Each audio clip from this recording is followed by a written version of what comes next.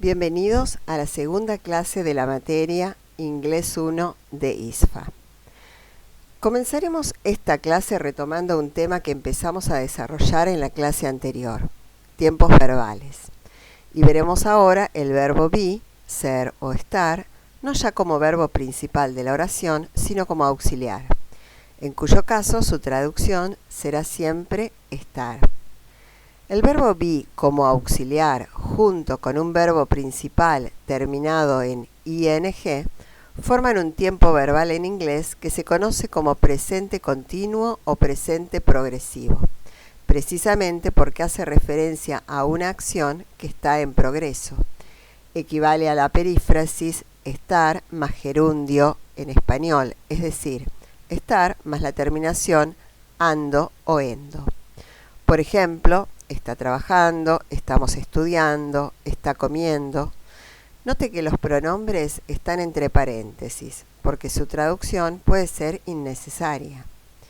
Veamos el segundo tiempo presente que vamos a presentarle. Presente simple, similar a nuestro presente del indicativo, y que se utiliza en inglés cuando se habla de acciones habituales. Vivo en Morón, entendemos el problema. Podemos decir que la única particularidad que presenta este tiempo verbal es que la tercera persona del singular para los pronombres he, she, it, él, ella y el pronombre neutro agrega a la forma infinitiva del verbo una S, como en el ejemplo trabaja mucho o en algunos casos ES, como en el ejemplo arregla autos. Nuevamente, usted no deberá preocuparse cuando se agrega S o ES, porque verá la oración ya armada en inglés. Sí debe tener cuidado de no confundir estas terminaciones con terminaciones de plural de sustantivos. Por eso es fundamental el reconocimiento que usted haga de la función de las palabras en la oración. Sustantivo versus verbo en este caso. Si usted reconoce con claridad la función de las palabras, no cometerá el error de confundir un verbo con un sustantivo o viceversa, y no incurrirá en errores de sentido. Realice la actividad número 2 del módulo. Allí encontrará ejercitación sobre este tema. Veremos ahora el tiempo pasado. Realice la actividad número 3 del módulo. Allí encontrará 4 textos cortos extraídos de una guía turística en inglés. Léalos con atención y luego conteste las preguntas de comprensión. Nuevamente, no recurra al diccionario. Verá que no lo necesita. Muchas veces alguna palabra que no entienda del texto la encontrará en las preguntas que le formulen en español. Use siempre su capacidad de inferencia. En este caso, no traduzca los textos, ya que lo que se requiere en esta actividad es que conteste en español preguntas referidas a esos textos. Recuerde que debe hacer solo lo que el módulo le indique. Compare luego sus respuestas con las que están al final del módulo. Veamos los verbos en pasado que aparecen en estos textos. 3 de estos verbos son regulares. Forman su pasado agregando ed o de a su forma infinitiva, como en los verbos encargar, comisionar, morir, destruir. En cambio, los verbos irregulares no tienen reglas para formar su pasado, como en los verbos comenzar, construir, reconstruir. El tiempo pasado en inglés es sumamente sencillo, ya que todas las personas se conjugan igual, a diferencia del presente, por ejemplo, donde se le agrega una S o ES a la tercera persona del singular. La dificultad que ofrece el pasado es que equivale en español a 2 tiempos. El pretérito perfecto simple, traduciríamos estos verbos como comisionó, murió, destruyó, comenzó, etc. Y el pretérito imperfecto, comisionaba, moría, destruía, comenzaba, etc. Por eso, como siempre, deberá prestar atención al contexto para traducir correctamente al español. Por ejemplo, en la primera oración traducimos el verbo utilizando el pretérito perfecto simple. Él vivió allí toda su vida, mientras que en la segunda lo haríamos utilizando el pretérito imperfecto. Cuando era chica, vivía en Morón. Veremos ahora el verbo have, que significa tener. Este verbo adopta dos formas distintas según el pronombre o sujeto que lo anteceda. Usted no necesitará saber la conjugación de este verbo, ya que lo encontrará escrito como en los ejemplos que aquí puede ver. Tengo muchos amigos en Francia, mi hermana tiene una casa en Merlo. En la oración sobre la catedral Notre Dame, que usted ha visto en la actividad 3, have ya no es el verbo principal de la oración, sino el verbo auxiliar, haber. Y junto con el verbo principal, see, ver, conforman uno de los tiempos más utilizados en inglés, que es el presente perfecto.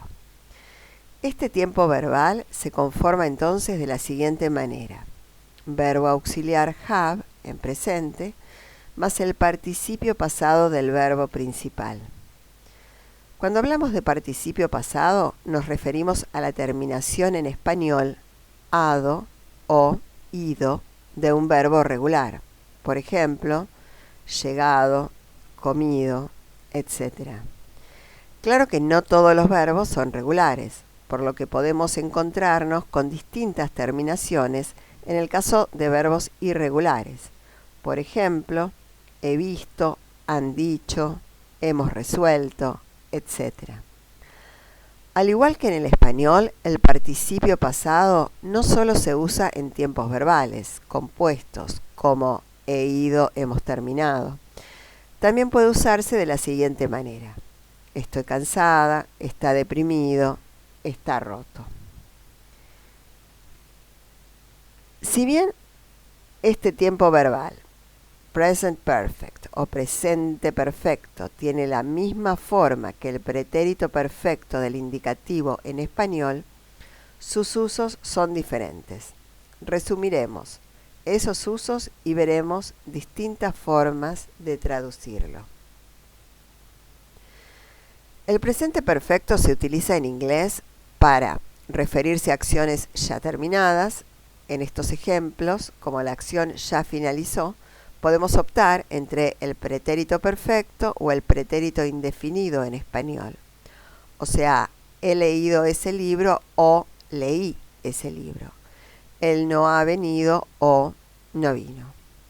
También puede referirse a acciones que, si bien comenzaron en el pasado, continúan en la actualidad. En estos casos, el tiempo que utilizaríamos al traducirlas sería presente, como en los ejemplos: hace 10 años que trabajo aquí, ella vive en Morón desde 1980. O también puede utilizarse para referirse a acciones que acaban de tener lugar.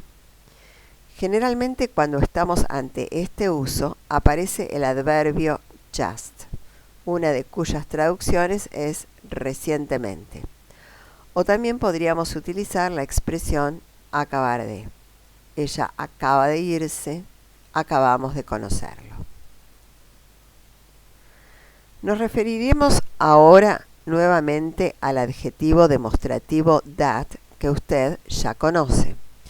Se lo utiliza cuando lo que se menciona o lo que se acaba de decir no está próximo al que habla. Ese, aquel, esa, aquella, eso, aquello. Como en la oración: el Titanic se hundió en 1912. En ese terrible accidente murieron más de 1.500 personas. Pero that también puede ser pronombre, en cuyo caso su traducción es que, como en los ejemplos: toda luz que ilumina, pienso que es muy inteligente, sé que usted tiene un problema. Como verá, en estos ejemplos en inglés, that podría haberse omitido, pero no así en español. Este es un ejemplo de lo que ya hemos dicho anteriormente.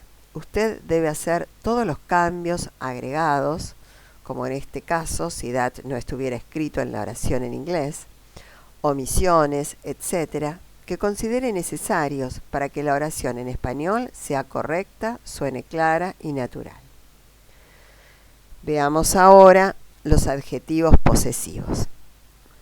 Le presentamos aquí la lista completa de estos adjetivos y su referente, es decir, a qué pronombre personal se refieren.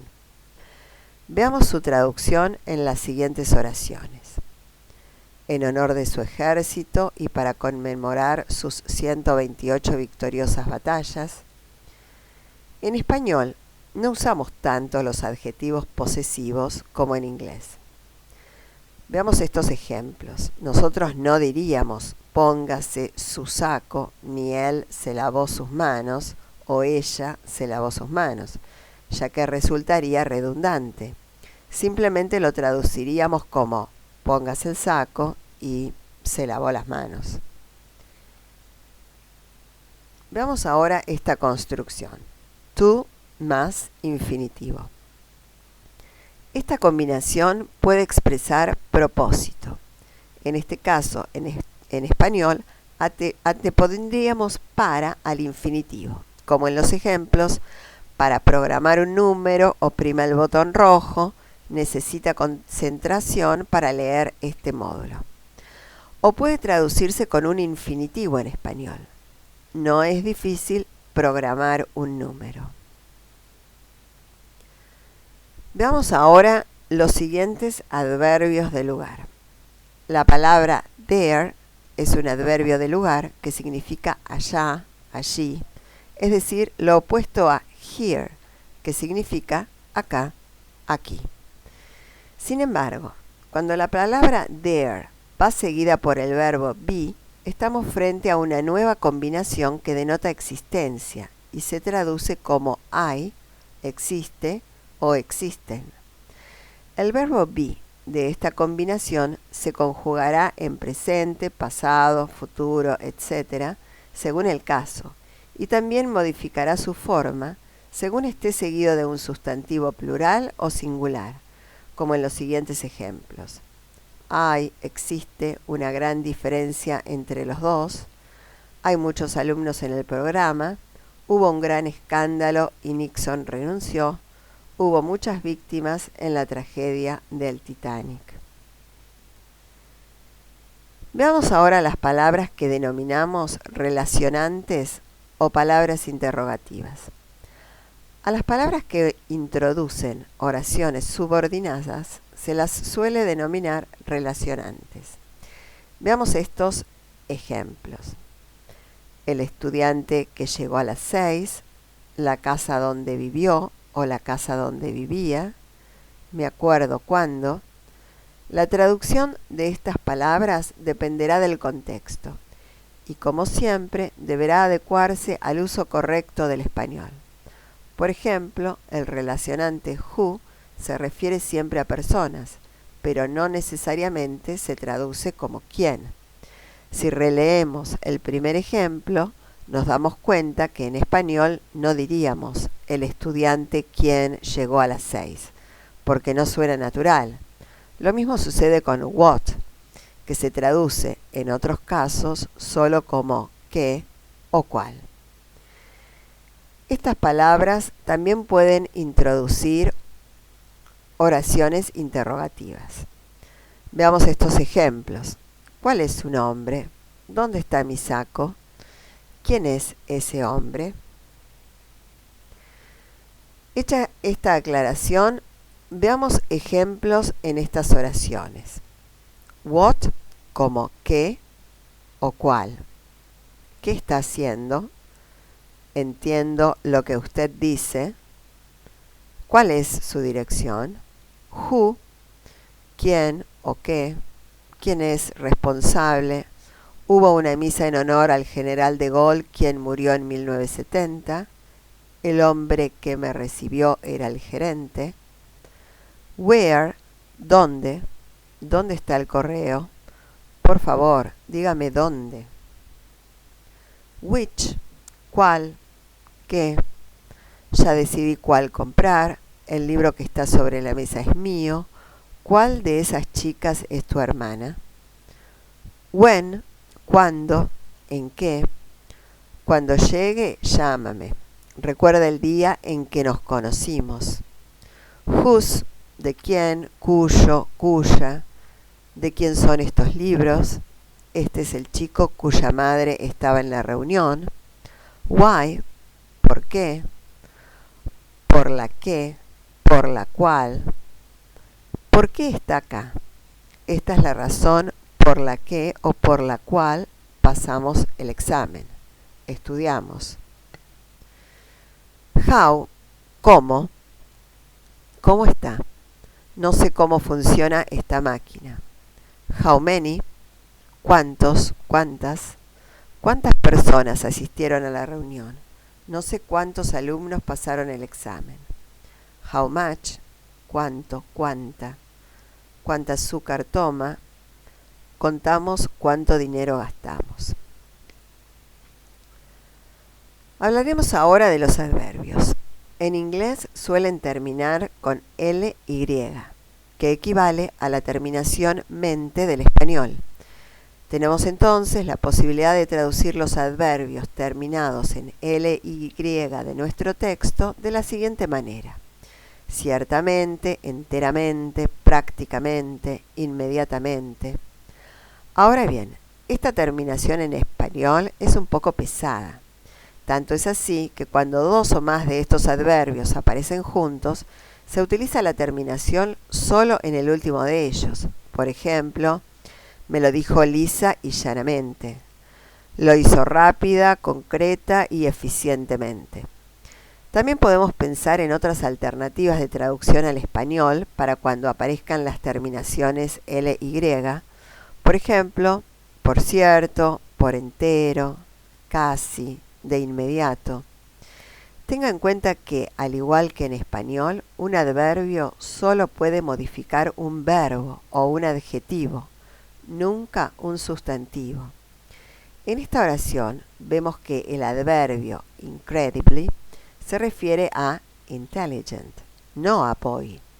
Es decir, es un chico increíblemente inteligente, no un chico increíble e inteligente. Bueno, damos por finalizada aquí la clase número 2 de la materia Inglés 1. Como ya les dijera anteriormente, realicen las actividades de práctica que aparecen en el módulo, verifiquen sus respuestas con las respuestas correctas que encontrarán en las últimas páginas del módulo y recuerden que pueden acudir a las tutorías en caso de dudas. Mucha suerte y hasta la próxima clase.